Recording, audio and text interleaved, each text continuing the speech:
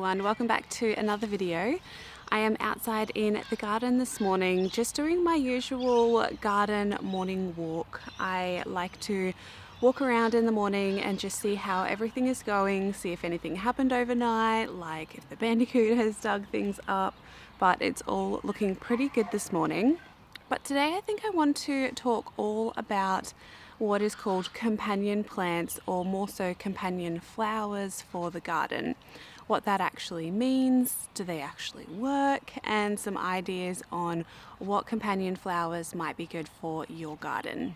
I've received this question quite a lot about companion plants and what they are, what my recommendations are. So today I'm going to be talking specifically about a few different flowers that are great additions to your vegetable or herb garden.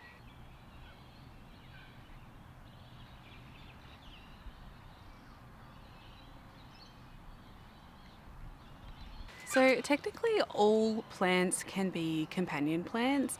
It's really how nature is intended to be planted in and amongst other plants. It's how you picture it when you think of forests and wild areas. There's a lot of different plants creating biodiversity in one area. They all work together to manage each other basically.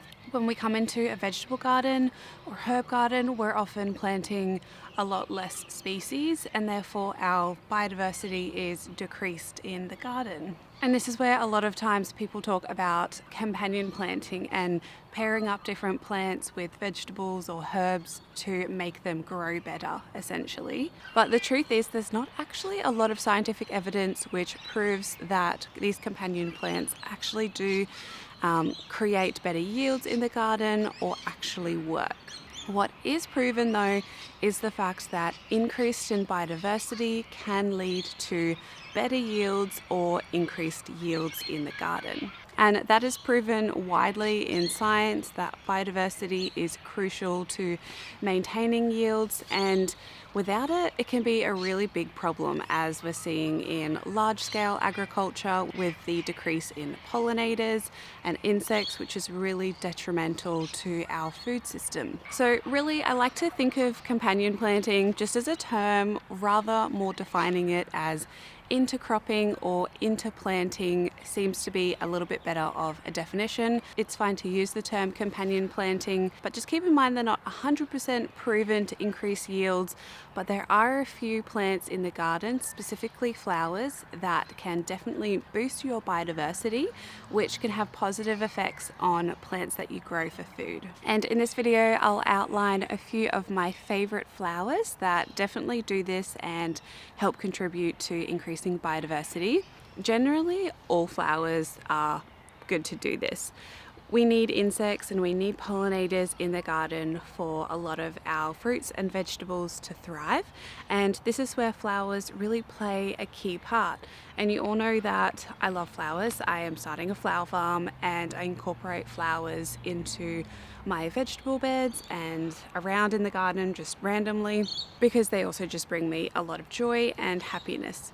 But they're also doing a lot behind the scenes and helping me out in the garden, bringing in lots of different types of pollinators. So not just honeybees, but all other different native wasps and bees and insects that are all contributing to pollination in the garden. So things like Linaria that I have planted throughout the garden just looks stunning, but it provides just a really great flower for smaller bees to enjoy. The foliage is also really wispy, so it allows for a little bit more of that different kind of habitat for different insects and spiders. I also have stock around, which has that beautiful, gorgeous scent and can also deter different bugs around, and so many other gorgeous flowers in the garden. Native flowers are also super important. I highly recommend just having a look into what flowers at different months of the year where you are located, what's native to you. In Australia, we are seriously spoiled for choice in terms of what we can choose, because things flower all year round here.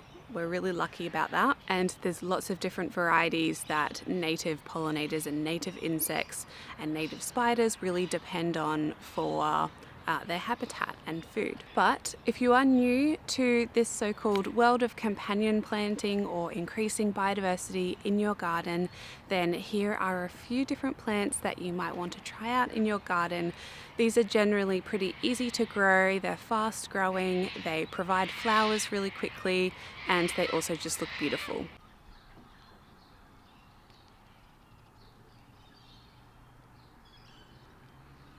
So when we're talking companion plants, we're not always talking about, the benefits that they have for pollination, but also a lot of other different benefits. One plant that I love to have in the garden is borage, and it's a plant that you can plant now if you're in Australia and you are looking for some early spring flowering plants that are going to be beneficial for your garden.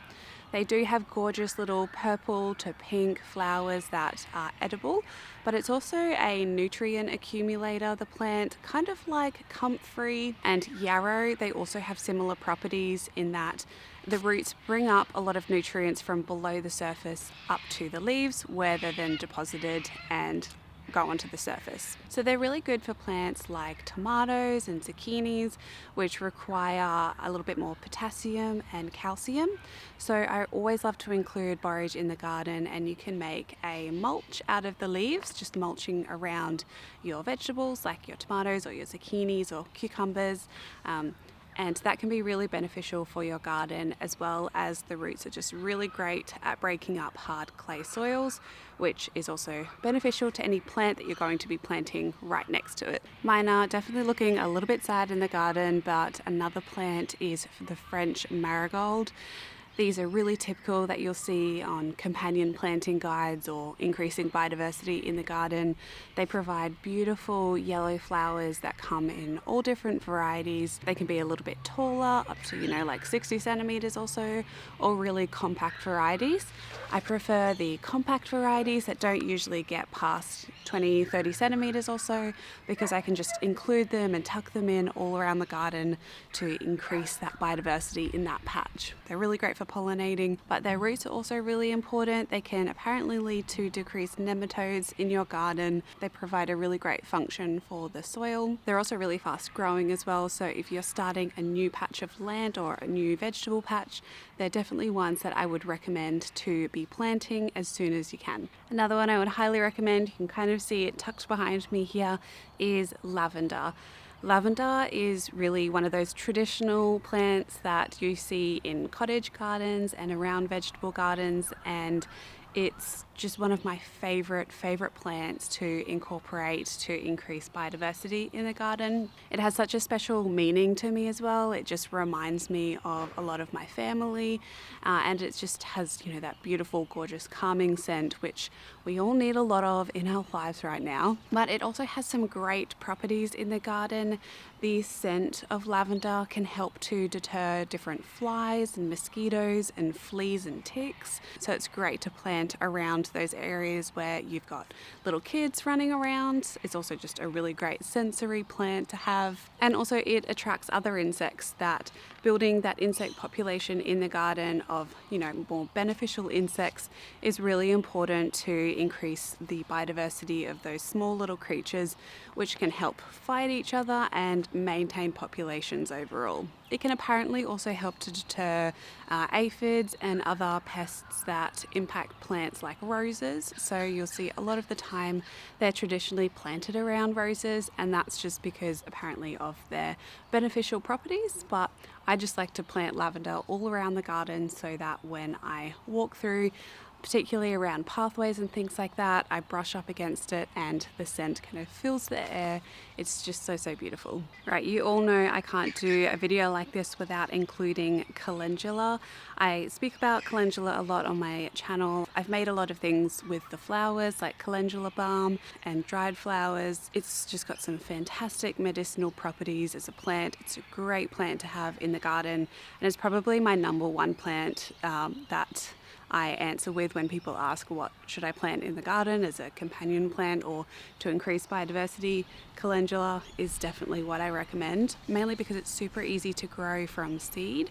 So it's really affordable, and often when you have calendula, when you plant it once, you'll have it there for a long time because it self-seeds really easily, They can transplant easily, so I always have an abundance of calendula in the garden. Calendula can act as a trap crop for aphids, so while you might think like, why would I want to plant this plant in this area and attract the bad bugs that I don't want in the garden? It's because if those aphids, if they're coming to your calendula plant, they're going to be going to other plants. They're in your area, and finding a solution like planting calendula is probably going to be your best bet at controlling them, because the aphids are going to be attracted more towards the calendula rather than to your beautiful roses and other plants that you might not want it to go towards. It can also do apparently the same thing with nematodes, so attracting those less beneficial nematodes in the soil towards that plant is a great way to ensure that they're not bothering other areas. I'm still a little bit unsure on how that one works, but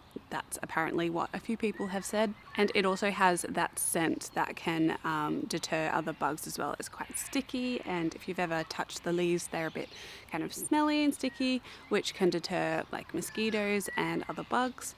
So planting these around things like lettuce or greens is a really great idea, and something that I like to do around in the garden. And the last plant that I'll talk about is Feverfew. Feverfew, like a lot of other plants like chrysanthemums and some other daisies, have pyrethrum in them, which is a natural bug repellent and is often used in kind of some more natural herbicides and things like that. It's an ingredient within a lot of those sprays, but rather than just spraying your garden, which can be really detrimental to all of the biodiversity that you've worked so hard to get, adding plants like Feverfew is a really great way to kind of get those benefits of whatever the sprays are. The scent of them can really confuse bugs and just completely deter them from an area. So planting these just around your crops is a really great idea, as well as they just have beautiful flowers as well. I planted some just the other day, and I'm really looking forward to using them in bouquets, but also just having the beauty of them in the garden. All right, I think I might wrap this video up here, and I just wanted to remind you all that planting one plant next to another isn't going to kind of fix and mask all problems like a lot of these companion planting guides seem to say that they will. But increasing your biodiversity is super important and is going to be really beneficial for growing things in your garden. I'm fully aware that people might not have a lot of space and things like that, but even if you're planting in just a few pots, leaving one or two of those pots for some flowers is a really great option and is going to slowly increase that biodiversity in your area. I truly believe that as gardeners, increasing biodiversity in the garden is one of the best things that we can do for our biodiversity, which is globally declining at rapid rates, and is something that I think about a lot. How can I help? What can I do? And this is where we can definitely start by increasing biodiversity in our gardens, and flowers are a great way to do that. Let me know what your favourite plants are to boost biodiversity and boost activity in your garden in the comments down below. I really hope you enjoyed this video. I'm going to go and enjoy the garden today, maybe plant my rose and just have a lovely time in the garden. I hope you're all having a lovely day wherever you are in the world, and until my next one, happy gardening everyone. Bye.